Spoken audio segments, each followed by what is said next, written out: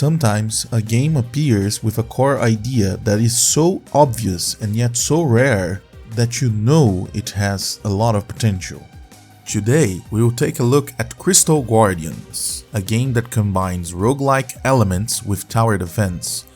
A match so promising that I'm surprised I don't recall seeing a famous game with it. Hello everyone, I'm Gaba and this is Proto Peek, a YouTube series where I play and give feedback to indie games in their early stages of development.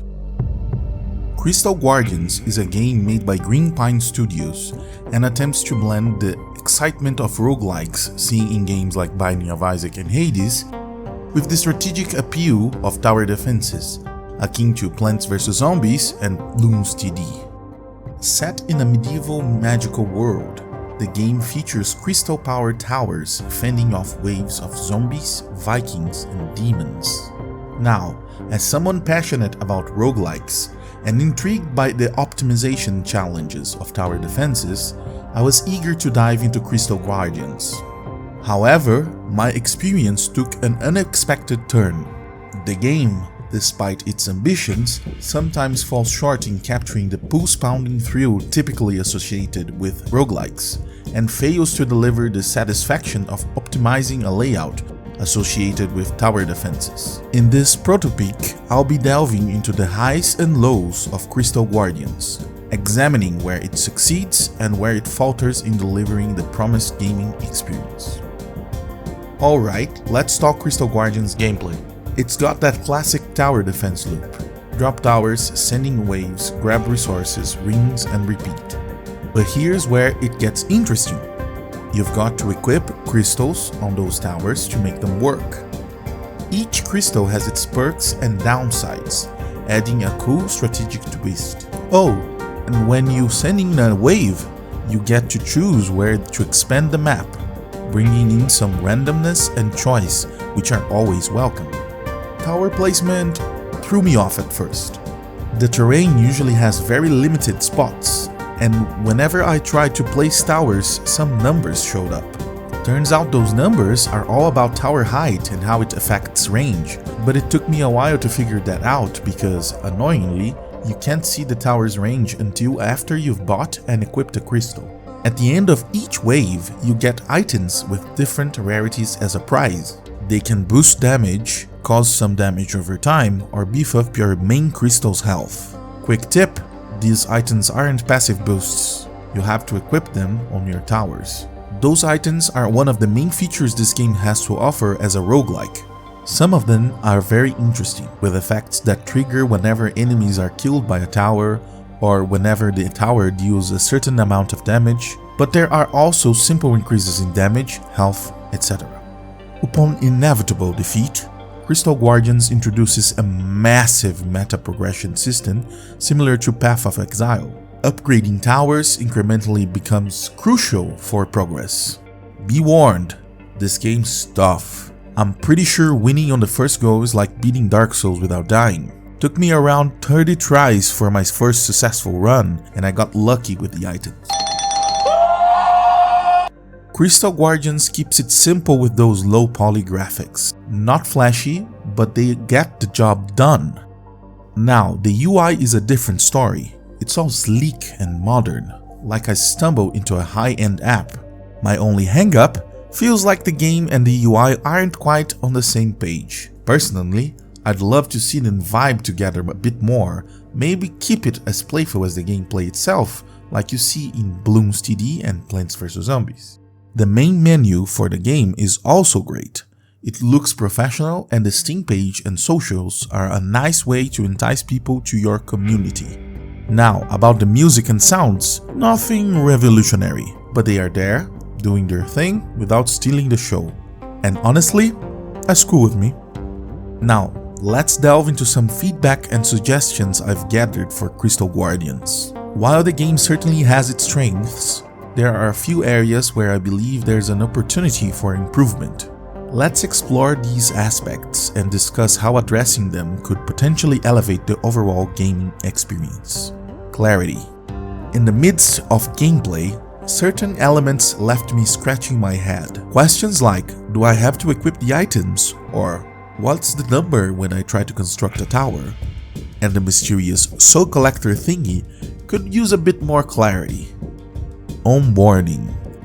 The process of introducing players to mechanics is always a delicate dance. One potential improvement here could involve spacing out the available actions for the player. Having all towers and crystals unlocked from the get-go might be a missed opportunity. Gradual unlocking could allow players to better grasp the pros and cons of each element, preventing information overload.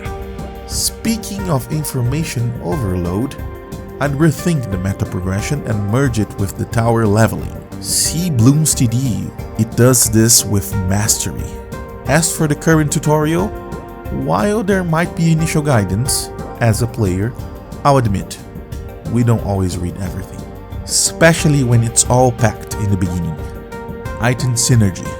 One standout moment in gameplay was discovering the potential for item synergy, like the combo where I got the item that grants gold for every kill, and the item that every gold I had increased my tower damage. These items that do something whenever you kill, or use other resources to increase damage, are great game design. I wish all items were more like that and less like the simple damage increases or health. One idea is to use the more passive and simple items to equip the main crystal instead and leave those interesting items for towers. Not only it would increase the game depth, but it would also make more sense, especially with the health increasing items. Towers and crystals as items. Here's a bit of a wild idea. What if crystals and towers became item drops? Currently, Crystal Guardians has a limited tower variety, and the crystals alone don't quite cut it for diversity. Imagine if, instead of unlocking them outright, towers and crystals dropped as items during gameplay. This could introduce a more extensive array without overwhelming players, fostering that coveted roguelike variety between runs. Additionally, you could spice things up by creating characters with preset combinations of towers and crystals, giving players a preferred starting point while encouraging experimentation as the run unfolds. Keep it simple. Certain game actions may be getting in the way of the player. For instance, the challenge of placing towers. Perhaps allowing players to spend resources to modify terrain or remove obstacles could mitigate this. Additionally, I'd suggest either remove the item identification process or transform it into a more impactful review akin to the show-stopping moments in the Vampire Survivors game.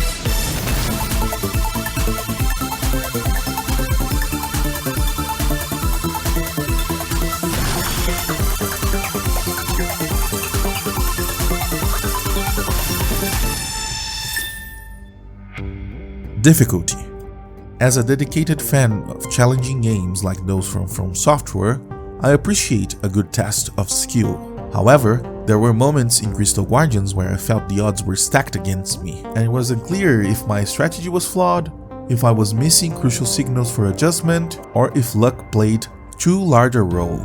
Clarity in difficulty progression is essential. It ensures that players understand the challenges they face and can adjust accordingly. While difficulty adds to the thrill, keeping it fair prevents frustration and ensures an enjoyable experience. The Steam page. It is fantastic that Crystal Guardians is making its way to Steam, and collecting wishlists is a great strategy. One point worth considering is the Steam capsule. Following advice from Chris Zukolski of howtomarketagame.com, a more elaborate and conceptual art style could enhance its appeal. Chris's free course on Steam pages is a valuable resource for anyone looking to launch their game on Steam.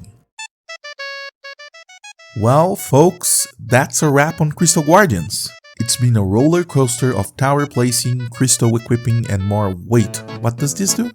Moments than I'd like to admit. As we bid farewell to our medieval magical battlefield, remember, in the world of indie games, a crystal can be rough, but with enough care and polish, it can turn into a strategic masterpiece. If you like this kind of video, I'll be giving feedback to other indie games that are under development. If you'd like your game or some other game to be tested, make sure to leave a comment.